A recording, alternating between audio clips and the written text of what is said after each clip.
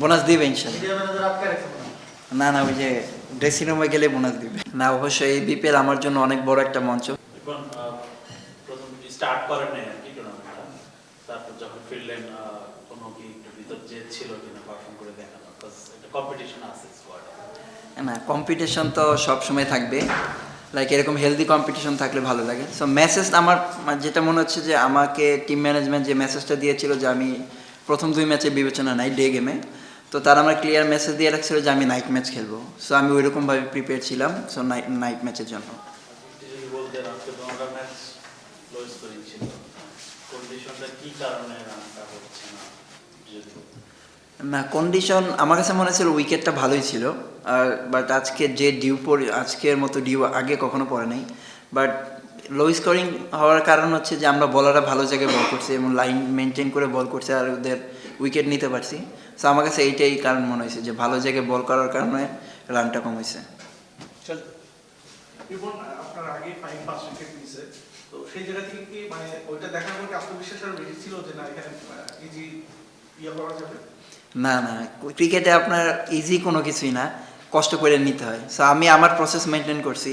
So এক দিন আপনি হয়তো অনেক ভালো বোলিং করে উইকেট পাবেন না, বাট একদিন দেখা গেছে আপনি বাজে বোলিংয়ে উইকেট পাচ্ছেন। সো আমার প্ল্যান ছিল যে হার্ড লেন্থে বল করা, যেটা আমার স্ট্রেংথ, আমি আমার স্ট্রেংথেই বল করছি। সো ওইখান থেকে আমি সাকসেস।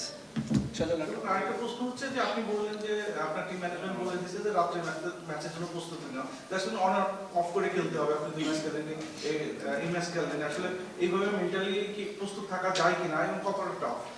না, এরপরে কী হবে এটা আমি আসলে জানি না, বাট ফার্স্টে এটার মেসেজ ছিল লাইক অ্যাজ এ প্লেয়ার হিসেবে আপনি যে কোনো সময় জন্য রেডি থাকতে হবে। লাইক কম্বিনেশনের কারণে অনেক সময় অনেক কিছু ডিসিশন হতে পারে, সেটা ফরে যায় বা বিপক্ষে যায়।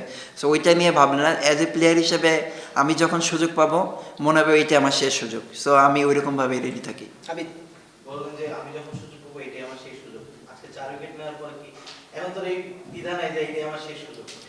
না না, দ্বিধা না, যে লাইক যখন স্কোর অ্যানাউন্স হয় লাইক আজকেরটা আজকে শেষ, আমি যেটা বিলিভ করি আজকেরটা আজকে শেষ, এটা পাস্ট। সো নেক্সট ম্যাচ যখন আবার নামবো তখন আবার নতুন করে শুরু করার চেষ্টা করব। সো আমার প্ল্যানে থাকে যে যখন আমি সুযোগ পাবো আমি যেন আমার 100% দিতে পারি। ওই এশিয়া কাপ রাইজিং স্টারসের ওই কনফিডেন্সটা কতখানি নিজের মধ্যে ক্যারি করেছিলেন 2 ম্যাচ বসে থাকার পরও আজকে ডেলিভার করতে পারলেন? না, কনফিডেন্স তো থাকে, লাইক একটা টুর্নামেন্টে হাইস্ট উইকেট টেকার ছিলাম আমি। সো ওইখান থেকে কনফিডেন্সটা আগের থেকে অনেকটা বাড়ছে। বাট আলহামদুলিল্লাহ যেভাবে শুরু করছি এটা আমাকে আরও কনফিডেন্স দেবেন, যেহেতু সামনে আরও খেলা আছে। সো আমি যদি আমার এটা ধরে রাখতে পারি ইনশাল্লাহ ভালো কিছু হবে। দেখুন বারবার রাইজিং স্টারসের কথা আসছে, ওটা হচ্ছে বাংলাদেশ এদল, তারপরে নেক্সট স্টেপটা কিন্তু ন্যাশনাল টিম। অবশ্যই কলটা ম্যানেজমেন্টে নিবে বা ও ম্যানেজার সিলেক্টর আছে তারা নিবে। আপনার জায়গা থেকে এই বিপিএলটা আপনার জন্য কতটুকু ইম্পর্টেন্ট? নেক্সট স্টেজে তো অবশ্যই যাইতে চান, এদলে ছিলেন, এখন তো সবাই ন্যাশনাল টিমে টার্গেট করবে। আপনি এই বিপিএলটাকে কিভাবে দেখছেন?